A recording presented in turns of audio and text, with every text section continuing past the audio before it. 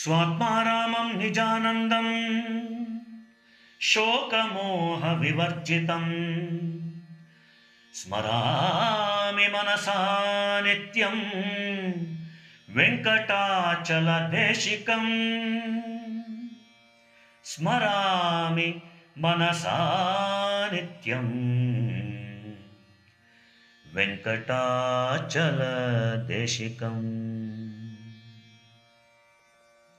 ಆದರಣೀಯ ಸಜ್ಜನ ಬಂಧುಗಳೇ, ಎಲ್ಲರಿಗೂ ನಮಸ್ಕಾರ. ಇಂದು ಗುರುನಾಥರ ಸನ್ನಿಧಿಯಲ್ಲಿ ಎಂಬ ಗ್ರಂಥ ಪಾರಾಯಣ ಸಪ್ತಾಹದ 5ನೇ ದಿನವಾಗಿದೆ.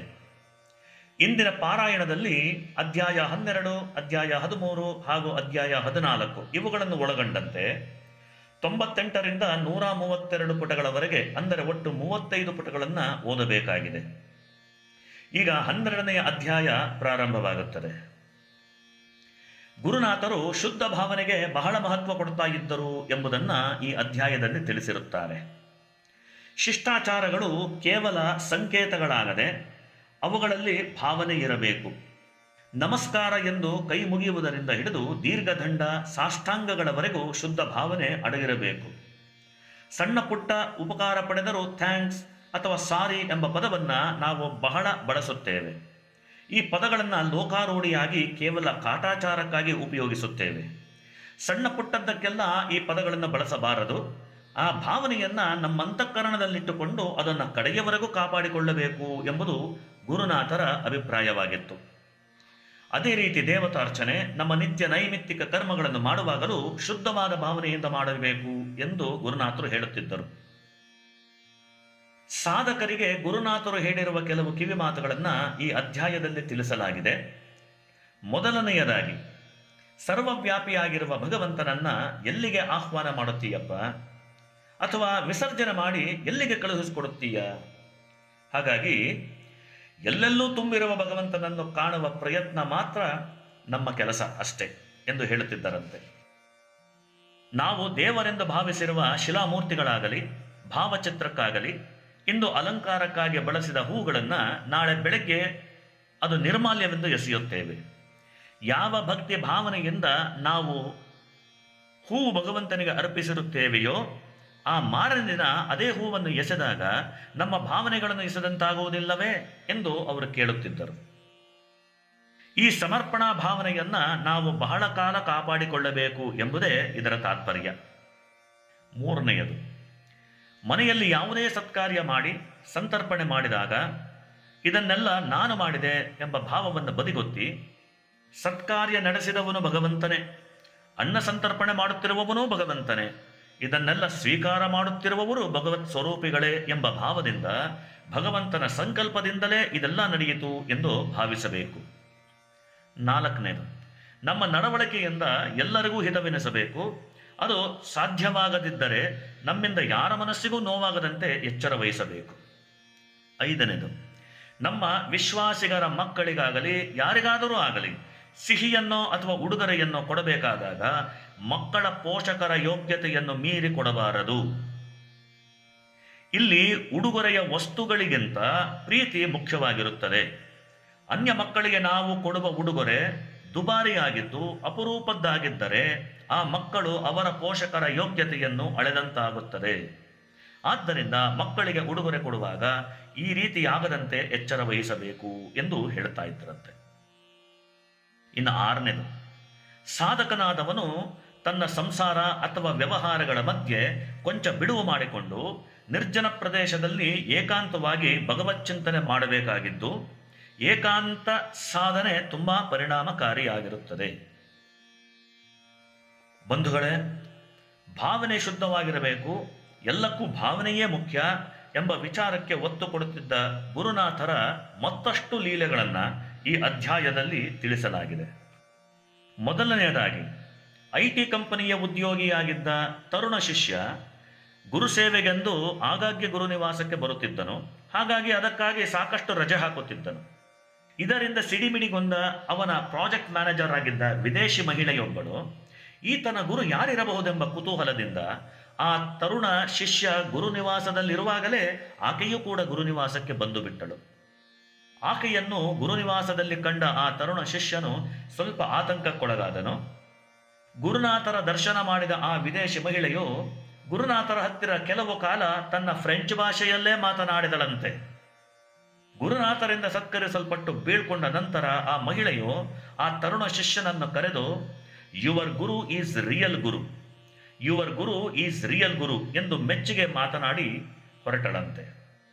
ಗುರುನಾಥರ ಪರೀಕ್ಷಿಸಲು ಬಂದ ಆ ಮಹಿಳೆ ಗುರುನಾಥರ ಬಗ್ಗೆ ಮೆಚ್ಚುಗೆ ವ್ಯಕ್ತಪಡಿಸಿದಳೆಂದ ಮೇಲೆ ಆಕೆ ಗುರುನಾಥರಲ್ಲಿ ಕಂಡ ವಿಶೇಷವೇನಿರಬಹುದು ಎಂದು ನೆನೆದರೆ ಆಶ್ಚರ್ಯವಾಗುತ್ತದೆ.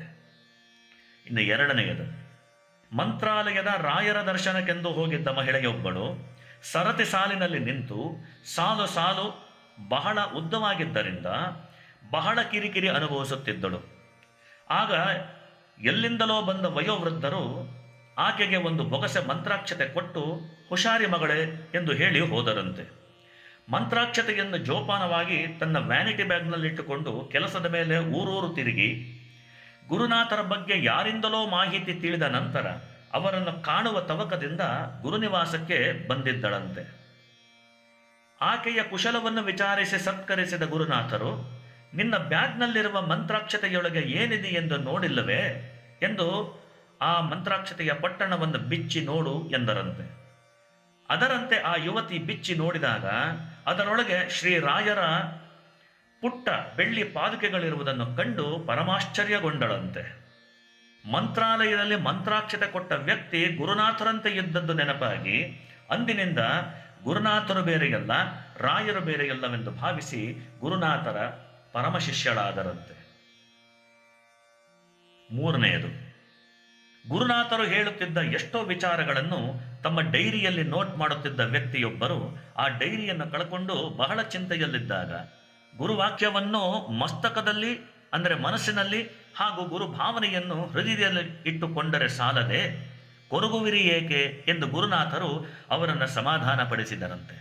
ಮತ್ತು ಅವರ ಡೈರಿ ಬಿದ್ದಿರುವ ಜಾಗದ ಗುರುತು ಹೇಳಿದಾಗ ಅವರು ಅದರ ಜಾಡು ಹಿಡಿದು ಹೊರಟ ಆ ವ್ಯಕ್ತಿಗೆ ಡೈರಿ ಸಿಕ್ಕಿತ್ತು ಪರಮಾಶ್ಚರ್ಯ. ಈ ರೀತಿಯಾದಂತಹ ಇನ್ನೂ ಅನೇಕ ಗುರುನಾಥರ ಲೀಲೆಗಳನ್ನು ಈ ಅಧ್ಯಾಯದಲ್ಲಿ ತಿಳಿಸಲಾಗಿದೆ ಎಂಬಲ್ಲಿಗೆ 12ನೆಯ ಅಧ್ಯಾಯ ಮುಕ್ತಾಯವಾಗುತ್ತದೆ. ಜೈ ಸದ್ಗುರುನಾಥ, ಜೈ ಗುರುದೇವ ದತ್ತ. ಆದರಣೀಯ ಸಜ್ಜನ ಬಂಧುಗಳೇ, ಎಲ್ಲರಿಗೂ ನಮಸ್ಕಾರ. ಈಗ 13ನೇ ಅಧ್ಯಾಯ ಪ್ರಾರಂಭವಾಗುತ್ತದೆ. ಈ ಅಧ್ಯಾಯದಲ್ಲಿ ಪಿತೃಕಾರ್ಯಗಳ ಬಗ್ಗೆ, ಹೋಮ ಹವನಗಳ ಬಗ್ಗೆ, ಉಪನಯನದ ಬಗ್ಗೆ, ಸನ್ಯಾಸ ಧರ್ಮದ ಬಗ್ಗೆ ಹಾಗೂ ದೇವಸ್ಥಾನಗಳ ಬಗ್ಗೆ ಗುರುನಾಥರು ಹೇಳ್ತಾ ಇದ್ದಂಥ ವಿಚಾರಗಳನ್ನು ಈ ಅಧ್ಯಾಯದಲ್ಲಿ ವಿವರಿಸಲಾಗಿದೆ. ಶ್ರದ್ಧೆಯಿಂದ ಮಾಡುವ ಪಿತೃಕಾರ್ಯವನ್ನು ಶ್ರಾದ್ದ ಎಂದು ಕರೆಯಲ್ಪಟ್ಟಿದೆ. ಪಿತೃಗಳು ಅಥವಾ ಹಿರಿಯರು ಬದುಕಿದ್ದಾಗ ಅವರನ್ನು ಚೆನ್ನಾಗಿ ನೋಡಿಕೊಂಡಿದ್ದರೆ ಮಾತ್ರ ಅವರು ಅಗಲಿದ ನಂತರ ಮಾಡಿದ ಈ ಶ್ರಾದ್ದಾದಿ ಕರ್ಮಗಳಿಗೆ ಬೆಲೆ ಇರುತ್ತದೆ. ಬದುಕಿರುವಾಗ ಪಿತೃಗಳನ್ನು ಸರಿಯಾಗಿ ನೋಡಿಕೊಳ್ಳದೆ ನೋಯಿಸಿದ್ದರೆ ಆಗ ಈ ಶ್ರಾದ್ದಾದಿ ಕರ್ಮಗಳಿಗೆ ಅರ್ಥವಿರುವುದಿಲ್ಲ, ಅವು ಮಾಡಿದರೂ ವ್ಯರ್ಥವೇ ಸರಿ ಎಂಬುದು ಗುರುನಾಥರ ಅಭಿಪ್ರಾಯ. ಈ ಪಿತೃಕರ್ಮಗಳನ್ನು ಮಾಡುವಾಗ ಗುರುನಾಥರು ತಿಳಿಸಿದಂತಹ ಕೆಲವು ನಿಯಮಗಳನ್ನು ಈ ಅಧ್ಯಾಯದಲ್ಲಿ ಉಲ್ಲೇಖಿಸಲಾಗಿದೆ.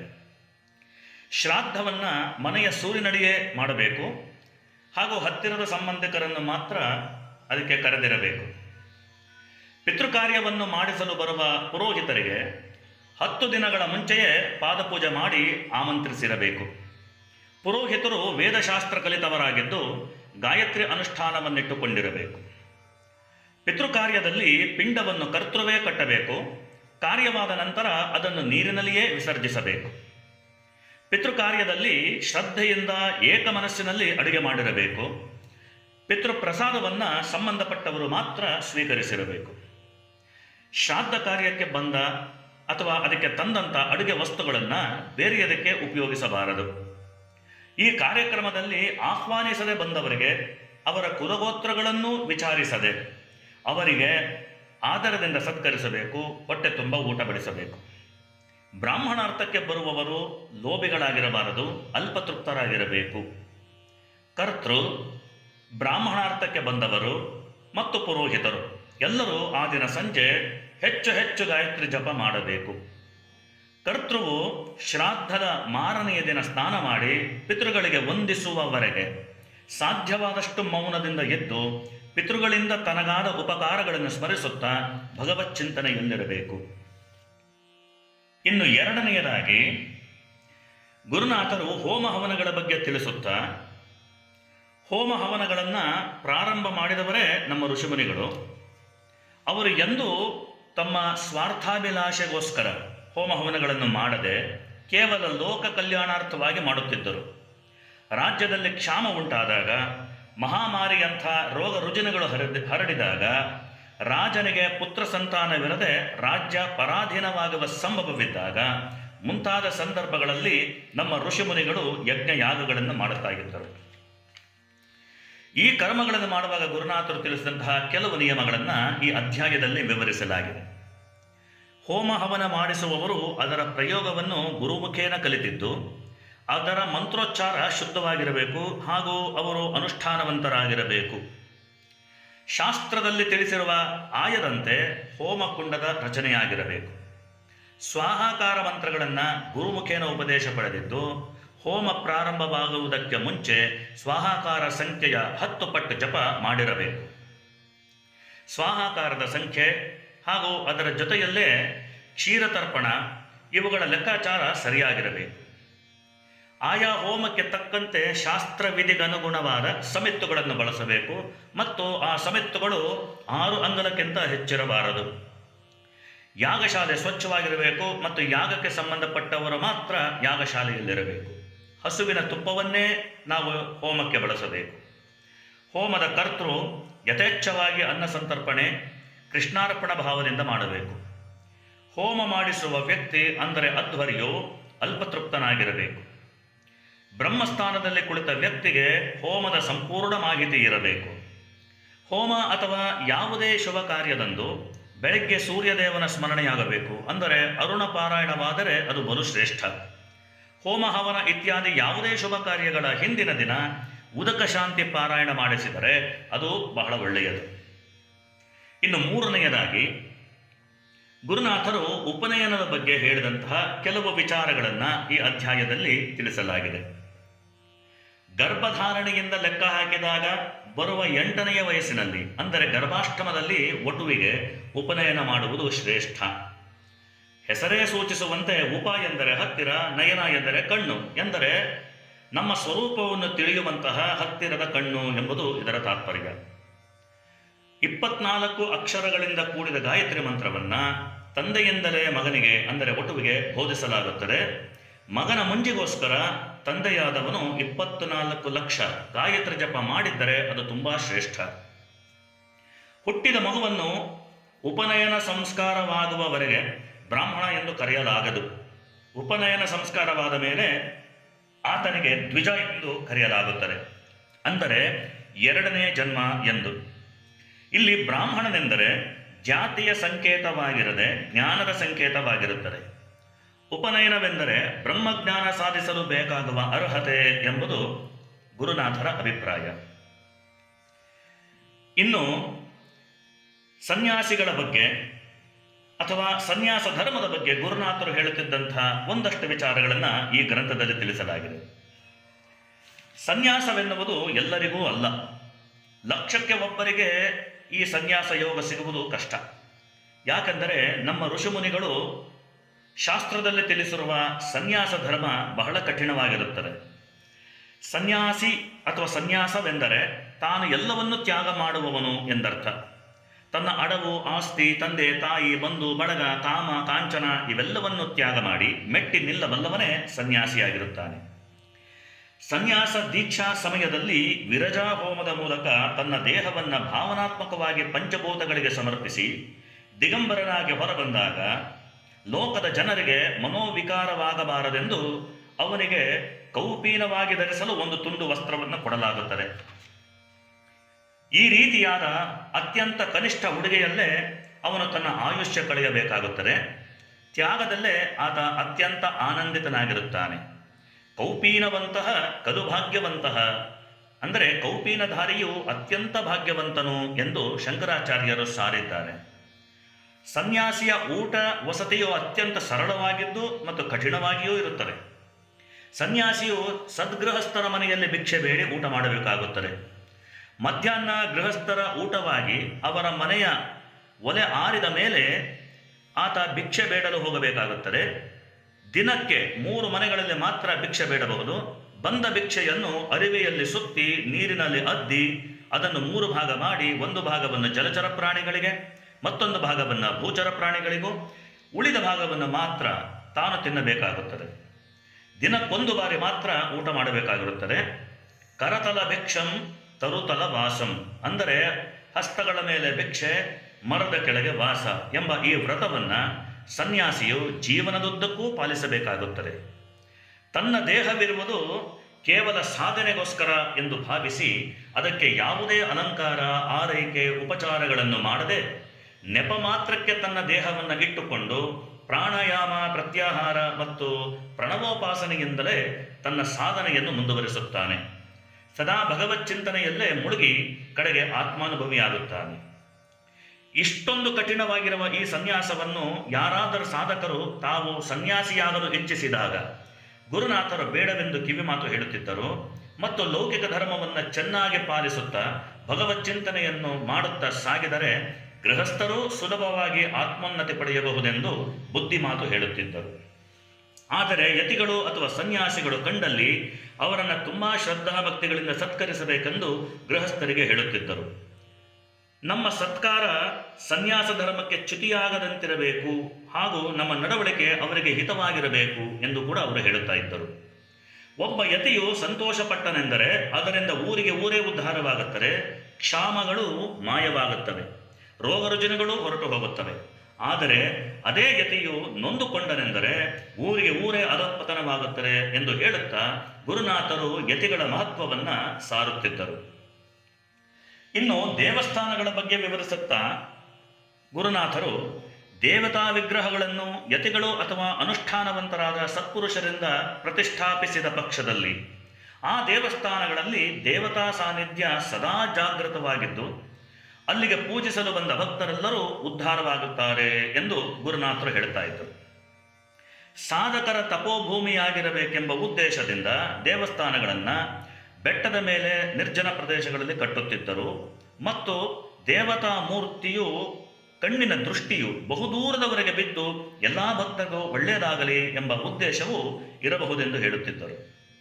ನರ್ಮದಾ ನದಿ ತೀರದಲ್ಲಿ ಸಿಗುವ ಬಾಣಲಿಂಗಗಳು ಹಾಗೂ ಗಂಡಕಿ ನದಿಯಲ್ಲಿ ಸಿಗುವ ಸಾಲಿಗ್ರಾಮ ಶಿಲೆಗಳನ್ನು ದೇವಸ್ಥಾನದಲ್ಲಿ ಪ್ರತಿಷ್ಠಾಪಿಸಿ ಪೂಜಿಸುವುದರಿಂದ ಪ್ರಜೆಗಳಿಗೆ ಸತ್ಫಲ ದೊರೆಯುವುದೆಂದು ಗುರುನಾಥರ ಅಭಿಪ್ರಾಯ. ಪ್ರಕೃತಿಯನ್ನು ದೈವವೆಂದು ತಿಳಿದು ಪ್ರಕೃತಿಯ ಉತ್ಪನ್ನಗಳನ್ನು ಭಗವಂತನ ಮಹಾಪ್ರಸಾದವೆಂದು ಉಣ್ಣುತ್ತಾ ಪ್ರಕೃತಿಗೆ ತೊಂದರೆಯಾಗದಂತೆ ನಡೆದುಕೊಳ್ಳುವುದೇ ನಿಜವಾದ ಜೀವನ, ಸಾರ್ಥಕ ಜೀವನ ಎಂದು ಗುರುನಾಥರು ಹೇಳುತ್ತಿದ್ದರು ಎಂಬಲ್ಲಿಗೆ 13ನೇ ಅಧ್ಯಾಯ ಮುಗಿದಿರುತ್ತದೆ. ಜೈ ಸದ್ಗುರುನಾಥ, ಜೈ ಗುರುದೇವ ದತ್ತ. ಆದರಣೀಯ ಸಜ್ಜನ ಬಂಧುಗಳೇ, ಎಲ್ಲರಿಗೂ ನಮಸ್ಕಾರ. ಈಗ 14ನೇ ಅಧ್ಯಾಯ ಪ್ರಾರಂಭವಾಗುತ್ತದೆ. ದಿಗಂತದೆತ್ತರಕ್ಕೆ ಏರಿದ ಬ್ರಹ್ಮಾನುಭವಿಗಳಾಗಿದ್ದರೂ ಸಹ ವಿದ್ಯೆಗೆ ವಿನಯವೇ ಭೂಷಣವೆಂಬಂತ ನಾಣ್ಣುಡಿಯಂತೆ ಗುರುನಾಥರು ತಮ್ಮ ನಡವಳಿಕೆಯಲ್ಲಿ ಅತ್ಯಂತ ವಿನಯವಂತರಾಗಿದ್ದರು. ಅವರ ಮನೆಯ ಹೊಸಲು ತುಳಿದ ಲಕ್ಷಾಂತರ ಜನರ ಸಂಕಷ್ಟಗಳನ್ನು ಯಾವುದೇ ಪ್ರತಿಫಲ ಅಪೇಕ್ಷಿಸದೆ ನಿವಾರಿಸುತ್ತಿದ್ದ ಗುರುನಾಥರು ಬಂದವರನ್ನು ಸತ್ಕರಿಸುವ ರೀತಿ ಅತ್ಯಂತ ಪ್ರೀತಿಯಿಂದ ಕೂಡಿರುತ್ತಿತ್ತು. ಎಷ್ಟೋ ಜನ ಭಕ್ತರಿಗೆ ತಮ್ಮ ಕೈಯಾರೆ ತಿನ್ನಿಸುತ್ತಿದ್ದರು, ಎಷ್ಟೋ ಜನರಿಗೆ ತಾವೇ ಬಾಳೆಯಲೆ ಹಾಸಿ ಊಟ ಬಡಿಸುತ್ತಿದ್ದರು. ಅವರು ಊಟ ಮಾಡುವಾಗ ಬೀಸಣಿಗೆಯಿಂದ ಗಾಳಿ ಬೀಸುತ್ತಿದ್ದರು. ಊಟವಾದ ಮೇಲೆ ಅವರ ಕೈ ತೊಳೆಸುತ್ತಿದ್ದರು ಹಾಗೂ ಎಷ್ಟೋ ಬಾರಿ ಅವರು ಉಂಡ ಎಲೆಯನ್ನು ತಾವೇ ತೆಗೆದುಕೊಂಡು ಹೊರಹಾಕುತ್ತಿದ್ದರು. ಮನೆಗೆ ಬಂದ ಭಕ್ತರು, ಶಿಷ್ಯರು ಊಟ ಮಾಡುವುದನ್ನೇ ನೋಡುತ್ತಾ ಆನಂದಿಸುತ್ತಿದ್ದರು. ನನ್ನನ್ನು ನೋಡಲು ಎಷ್ಟು ದೂರದಿಂದ ಬಂದಿರುವಿರಯ್ಯ ಎಂದು ಉದ್ಗರಿಸುತ್ತಾ ಭಕ್ತ ದಂಪತಿಗಳ ಪಾದಪೂಜೆ ಮಾಡುತ್ತಿದ್ದರು. ತಾವು ಚಿಕ್ಕವರಾಗಿದ್ದಾಗ ಇಷ್ಟಪಟ್ಟು ಸೇವಿಸುತ್ತಿದ್ದಂತಹ ಸಿಹಿ ತಿನಿಸುಗಳನ್ನು, ಒತ್ತು ಶಾವಿಗೆ, ಕಡುಬು, ಬೇಳೆ ಹೋಳಿಗೆ, ಮಸಾಲೆ ದೋಸೆ ಇತ್ಯಾದಿ ಖಾದ್ಯಗಳನ್ನು ಸಾವಿರಾರು ಜನ ಭಕ್ತರಿಗೆ ಒತ್ತಾಯಪೂರ್ವಕ ತಿನ್ನಿಸಿ ಅದರಲ್ಲೇ ಆನಂದ ಪಡುತ್ತಿದ್ದರು. ತಾವೂ ಸ್ವಲ್ಪ ಸ್ವೀಕಾರ ಮಾಡಿ ಗುರುಗಳೇ ಎಂದು ಯಾರಾದರೂ ಕೇಳಿದರೆ, ನೂರಾರು ಬಾಯಿಗಳಿಂದ ನಾನು ಸ್ವೀಕಾರ ಮಾಡುತ್ತಿದ್ದೇನಲ್ಲ, ನಾನು ಸಂತೃಪ್ತಿಯಾಗಿದ್ದೇನೆ ಎಂದು ಹೇಳುತ್ತಿದ್ದರು. ಎಲ್ಲರಲ್ಲೂ ಭಗವಂತನನ್ನೇ ಕಾಣುತ್ತಿದ್ದ ಗುರುನಾಥರು ಸಮಷ್ಟಿಯೊಳಗೆ ಬೆರೆತು ಹೋಗಿದ್ದರೆಂಬುದಕ್ಕೆ ಇದಕ್ಕಿಂತ ನಿದರ್ಶನಗಳು ಬೇಕೆ? ದೂರದ ಊರಿಂದ ಸತ್ಪುರುಷರೊಬ್ಬರು ಅವರ 40 ಜನ ಶಿಷ್ಯರೊಡನೆ ಚಿಕ್ಕಮಗಳೂರಿನ ಪಕ್ಕದಲ್ಲಿರುವ ಹಿರೇಮಗಳೂರಿನಲ್ಲಿ ವಸತಿ ಮಾಡಿದ್ದರು. ಗುರುನಾಥರು ಅವರನ್ನು ಸಕರಾಯಪಟ್ಟಣಕ್ಕೆ ಆಹ್ವಾನಿಸಿ ಸ್ವಾಗತಕ್ಕಾಗಿ ಊರ ಬಾಗಿಲಿನಿಂದಲೇ ತೋರಣ ಕಟ್ಟಿ ಅಲಂಕರಿಸಿದರು. ಆ ಸತ್ಪುರುಷರು ವಾಹನದಿಂದ ಇಳಿದ ಕೂಡಲೇ ಅವರ ಪಾದರಕ್ಷೆಗಳನ್ನು ತಮ್ಮ ತಲೆಯ ಮೇಲಿಟ್ಟುಕೊಂಡು ನಿವಾಸದವರೆಗೂ ಹಾಸಿದ್ದ ನಡೆಮುಡಿಯ ಮೇಲೆ ವೇದಘೋಷ ಮತ್ತು ಭಜನೆಯೊಂದಿಗೆ ನಿವಾಸಕ್ಕೆ ಕರಕೊಂಡು ಬಂದು ಅವರಿಗೆ ಕ್ಷೀರಾಭಿಷೇಕ ಮಾಡಿ ಪಾದಪೂಜೆ ಮಾಡಿ ಸತ್ಕರಿಸಿದರು. ತನ್ಮೂಲಕ ಅವರ 60 ವರ್ಷದ ಶಾಂತಿಯನ್ನೂ ಕೂಡ ಗೌಪ್ಯವಾಗಿ ಮಾಡಿ ಮುಗಿಸಿದ್ದರು. ಇದರಿಂದ ಪುಳಕಿತರಾದ ಆ ಸತ್ಪುರುಷರು ತಮ್ಮ ಪ್ರವಚನದಲ್ಲಿ ಗುರುನಾಥರಂಥ ಮಹಾತ್ಮರನ್ನು ಪಡೆದ ನೀವೇ ಧನ್ಯರು ಎಂದು ಅಲ್ಲಿ ನೆರೆದಿದ್ದ ಭಕ್ತ ಜನಕ್ಕೆ ಹೇಳಿದರು. ಇನ್ನು ಮುಂದುವರೆಸುತ್ತಾ, ಇವರು ಯಾವುದೇ ವಿಷಯ ವಾಸನೆಗೆ ಅಂಟಿಕೊಳ್ಳದೆ ಲೋಕ ಸಂಗ್ರಹ ಕಾರ್ಯ ಮಾಡುತ್ತಿರುವ ಬ್ರಹ್ಮಾನುಭವಿಗಳೆಂದು, ಯಾವತ್ತೂ ಮೊಳಕೆಯೊಡೆಯದ ಹುರಿದ ಬೀಜವಾಗಿದ್ದಾರೆಂದು, ಇಂತಹ ವೈರಾಗ್ಯ ಮೂರ್ತಿಯನ್ನ ಕೇವಲ ಪುಸ್ತಕಗಳಲ್ಲಿ ಕೇಳಿದ್ದೆ, ಆದರೆ ಈ ರೀತಿ ಪ್ರತ್ಯಕ್ಷವಾಗಿ ನಾನು ಕಂಡಿರಲಿಲ್ಲ ಎಂದು ಇವರನ್ನು ಕಂಡು ಧನ್ಯನಾದೆ ಎಂದು ಗುರುನಾಥರನ್ನ ಕೊಂಡಾಡಿದರು. ಗುರುನಾಥರು ಯಾರಾದರ ಮನೆಯಲ್ಲಿ ಒಂದು ಲೋಟ ನೀರು ಕುಡಿದರೂ ಸಾಕು, ಅದನ್ನು ಕಡೆಯವರೆಗೂ ನೆನಪಿಟ್ಟುಕೊಳ್ಳುತ್ತಿದ್ದರು. ಚಿಕ್ಕ ವಯಸ್ಸಿನಲ್ಲಿದ್ದಾಗ ಗುರುನಾಥರು ಬಿಸಿಲಿನಲ್ಲಿ ನಡೆದು ಹೋಗುವಾಗ ನೆರಳಿಗೋಸ್ಕರ ಒಂದು ಮನೆಯ ಜಗಲಿಗೆ ಬಂದು ನಿಂತಾಗ ಆ ಮನೆಯ ಹೆಣ್ಣು ಮಗಳು ಅವರನ್ನು ಒಳಕ್ಕೆ ಕರೆದು ಸ್ವಲ್ಪ ಮೊಸರನ್ನು ಕೊಟ್ಟಿದ್ದರಂತೆ. ಇದಾದ ಬಳಿಕ ಎಷ್ಟೋ ದಶಕಗಳು ಕಳೆದ ಮೇಲೆ ಆ ಮನೆಯೊಡತಿ ಗುರುದರ್ಶನಕ್ಕೆಂದು ಗುರುನಿವಾಸಕ್ಕೆ ಬಂದಾಗ ಗುರುನಾಥರೇ ಆಕೆಯನ್ನು ಗುರುತಿಸಿ ಆಕೆಯನ್ನು ಸತ್ಕರಿಸಿ, ಅಂದು ನನಗೆ ಊಟ ಹಾಕಿದ ಮಹಾಸಾಧ್ವಿಯಲ್ಲವೇ ನೀವು ಎಂದು ನಮಸ್ಕರಿಸಿದರಂತೆ. ಒಮ್ಮೆ ಒಂದು ಗುರುಪೀಠದ ಸನ್ಯಾಸಿಗಳು ಆಶ್ರಮಕ್ಕೆ ಬಂದೊದಗಿದ ಸಂಕಷ್ಟಕ್ಕೆ ಚಿಂತಿತರಾಗಿ ಪರಿಹಾರ ಸಿಗಬಹುದೇನೋ ಎಂದು ಗುರುನಾಥರನ್ನು ಹುಡುಕಿಕೊಂಡು ಗುರುನಿವಾಸಕ್ಕೆ ಬಂದರಂತೆ. ಅವರನ್ನು ಆಧರಿಸಿ ಸತ್ಕರಿಸಿ ಭಿಕ್ಷಾವಂದನೆ ಮಾಡಿದ ನಂತರ 48 ತೆಂಗಿನಕಾಯಿ ತರಿಸಿ ಅಲ್ಲಿ ನೆರೆದಿದ್ದ ಭಕ್ತರೆಲ್ಲರಿಗೂ ಒಂದೊಂದು ಕಾಯನ್ನು ಆ ಸನ್ಯಾಸಿಗಳಿಂದ ಕೊಡಿಸಿ ತಾವೂ ಒಂದು ಕಾಯನ್ನು ಸ್ವೀಕರಿಸಿದರು. ನಿಮ್ಮ ಮಠದ ಸಮಸ್ಯೆಗಳನ್ನು ಈ 48 ಜನ ಹಂಚಿ ಹೊತ್ತುಕೊಂಡಿರುತ್ತಾರೆ. ಇನ್ನು ನಿರಾಳವಾಗಿ ನೀವು ಆಶ್ರಮ ನಡೆಸಿಕೊಂಡು ಹೋಗಬಹುದು ಎಂದು ಅವರು ಪ್ರಶ್ನೆ ಕೇಳುವುದಕ್ಕೆ ಮುಂಚೆಯೇ ಉತ್ತರಿಸಿದ್ದ ಗುರುನಾಥರು ಅವರಿಗೆ ನಮಸ್ಕರಿಸಿ ಪ್ರೀತಿಯಿಂದ ಅವರನ್ನು ಬೀಳ್ಕೊಟ್ಟಾಗ ಸನ್ಯಾಸಿಗಳ ಕಣ್ಣಂಚಿನಲ್ಲಿ ನೀರು ಹರಿದಿತ್ತಂತೆ. ಇದಾದ ಕೆಲವು ದಿವಸಗಳ ಬಳಿಕ ಆಶ್ರಮಕ್ಕೆ ಬಂದೊದಗಿದ ಸಂಕಷ್ಟ ದೂರವಾಯಿತಂತೆ. ಮತ್ತೊಮ್ಮೆ ಗುರುನಾಥರು ಒಬ್ಬ ಗುರುಭಕ್ತರ ಮನೆಯ ಬಾಗಿಲವರೆಗೆ ಹೋಗಿ ಮನೆಯವರು ಪರಿಪರಿಯಾಗಿ ಕರೆದರೂ ತಾವು ಒಳಕ್ಕೆ ಹೋಗದೆ ಜಗಲಿಯಲ್ಲೇ ಕೂತು ಜೊತೆಯಲ್ಲಿದ್ದವರನ್ನೆಲ್ಲ ಮನೆಯೊಳಕ್ಕೆ ಕಳುಹಿಸಿದರು. ಅವರಿಗೆಲ್ಲ ಊಟ ಬಡಿಸಲು ಹೇಳಿದ ಗುರುನಾಥರು ತಾವು ಮಾತ್ರ ಅಲ್ಲಿಯೇ ಬಿದ್ದಿದ್ದ ತೆಂಗಿನ ಕರಟದಲ್ಲಿ ಆಹಾರವನ್ನು ಸ್ವೀಕರಿಸಿದರು. ಇದರಿಂದ ಬಹಳ ನೊಂದುಕೊಂಡ ಆ ಮನೆಯವರಿಗೆ ಗುರುನಾಥರೇ ಸಮಾಧಾನ ಹೇಳಿ ಅವರು ಊರ ಕಡೆ ಹೊರಟರು. ಆ ನಂತರ ಕೆಲವೇ ದಿನಗಳಲ್ಲಿ ಅವರ ಕಷ್ಟಗಳೆಲ್ಲ ಪರಿಹಾರವಾಗಿ ಆ ಕುಟುಂಬದಲ್ಲಿ ಸಂತೋಷ ನೆಲೆಸಿದಾಗ ಗುರುನಾಥರು ಕರಟದಲ್ಲೇ ಭಿಕ್ಷೆ ಮಾಡಿದ ಗೂಢಾರ್ಥ ತಿಳಿದು ಗುರುಕರುಣೆ ಅಪಾರ ಎಂದು ಉದ್ಗರಿಸಿದರಂತೆ. ಒಮ್ಮೆ ಗುರುನಾಥರು ಶಿಷ್ಯರೊಡನೆ ಹಾವೇರಿ ಬಳಿ ಇರುವ ಅಗಡಿಯ ಆನಂದವನ ಮಠಕ್ಕೆ ಹೋದಾಗ ಮಠದವರು ಗುರುನಾಥರನ್ನು ಸತ್ಕರಿಸಿ ಊಟ ಬಡಿಸುವಾಗ ಗುರುನಾಥರು ಜೋಳದ ರೊಟ್ಟಿ ಬೇಕೆಂದು ಕೇಳಿದರು. ರೊಟ್ಟಿ ಖಾಲಿಯಾಗಿದ್ದು ರೊಟ್ಟಿ ಬಡಿಯುವವರು ಇಲ್ಲದಿದ್ದ ಕಾರಣ ಊಟ ಬಡಿಸುತ್ತಿದ್ದಂತಹ ಗುರುಮಾತೆ ಕಳವಳದಿಂದ ರೊಟ್ಟಿ ಖಾಲಿಯಾಗಿದೆ ಎಂದರಂತೆ. ಆಗ ಗುರುನಾಥರು ಅಟ್ಟದ ಮೇಲಿರುವ ರೊಟ್ಟಿ ತಂದು ಬಡಿಸಿರಿ ಎಂದು ಹೇಳಿದಾಗ ಇಲ್ಲವೆಂದೇ ವಾದಿಸುತ್ತಾ ಅಟ್ಟ ಹತ್ತಿ ನೋಡಿದಾಗ ಅಲ್ಲಿ 32 ರೊಟ್ಟಿಗಳು ಕಂಡು ಗುರುಮಾತೆಗೆ ಆಶ್ಚರ್ಯ ಆನಂದ ಒಟ್ಟಿಗೆ ಆಯಿತಂತೆ. ಆ ದಿನ ಮಧ್ಯಾಹ್ನ ರೊಟ್ಟಿ ಬುತ್ತಿ ಸಿದ್ಧ ಮಾಡಿಟ್ಟಿದ್ದು ಅದನ್ನು ತೋಟಕ್ಕೆ ಕೊಂಡೊಯ್ಯುವಾಗ ರೊಟ್ಟಿಯನ್ನು ಮರೆತು ಬಿಟ್ಟು ಬುತ್ತಿಯನ್ನು ಮಾತ್ರ ಒಯ್ದಿದ್ದರು. ರೊಟ್ಟಿ ಅಲ್ಲೇ ಉಳಿದುಕೊಂಡಿದ್ದು ಯಾರಿಗೂ ಗೊತ್ತಿರಲಿಲ್ಲ. ಕುಳಿತಲ್ಲಿಂದಲೇ ಕಂಡು ಹಿಡಿದ ಗುರುನಾಥರ ಈ ಅಪರೋಕ್ಷ ಜ್ಞಾನವನ್ನ ಆ ಮಠದವರು ಇವತ್ತಿಗೂ ಸ್ಮರಿಸುತ್ತಾರೆ. ಗುರುನಾಥರ ತೋಟದಿಂದ 200 ಕಾಯಿ ಕಳ್ಳತನ ಮಾಡಿದ್ದ ವ್ಯಕ್ತಿಯೊಬ್ಬ ಮಾರನೆಯ ದಿನ ಬೀದಿಯಲ್ಲಿ ಬರುತ್ತಿದ್ದಾಗ ಅಕಸ್ಮಾತ್ತಾಗಿ ಎದುರುಗೊಂಡಂತಹ ಗುರುನಾಥರು ಅವನಿಗೆ ಕೈ ಮುಗಿದು, ಬರೀ 200 ಕಾಯಿಯಲ್ಲಿ ನಿನ್ನ ಕಷ್ಟ ಪರಿಹಾರವಾಗುತ್ತೇನೆಯ, ಉಳಿದ 300 ಕಾಯಿ ಏಕೆ ಬಿಟ್ಟೆ ಎಂದಾಗ ಆ ವ್ಯಕ್ತಿ ಅಳುತ್ತಾ ಕ್ಷಮಿಸಿ ಎಂದು ಗುರುಗಳ ಕಾಲಿಗೆ ಎರಗಿದನು. ಆಗ ಗುರುನಾಥರು ಅವನನ್ನು ಸಮಾಧಾನ ಪಡಿಸುತ್ತಾ, ಏನೇ ಕಷ್ಟವಿದ್ದರೂ ನನ್ನ ಕೇಳಬಹುದಿತ್ತಲ್ಲವೇ, ಈ ರೀತಿ ಮಾಡಿದರೆ ಜನ ನಿನ್ನನ್ನು ಕಳ್ಳ ಎಂದು ಕರೆಯುವುದಿಲ್ಲವೇ ಎಂದು ಬುದ್ಧಿ ಮಾತು ಹೇಳಿ ಹೊರಟು ಹೋದರು.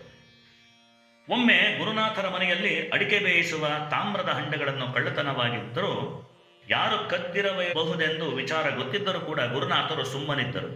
ಅಕ್ಕಪಕ್ಕದವರು ಪೊಲೀಸ್ ಕಂಪ್ಲೇಂಟ್ ಕೊಡುವ ವಿಚಾರವೆತ್ತಿದಾಗ, ನನಗಿನ್ನೂ ಆ ಸ್ಥಿತಿ ಬಂದಿಲ್ಲ, ಆ ಕಳ್ಳ ಕೇಳಿದ್ದರೆ ನಾನೇ ಕೊಟ್ಟು ಬಿಡುತ್ತಿದ್ದೆ ಎಂದರಂತೆ.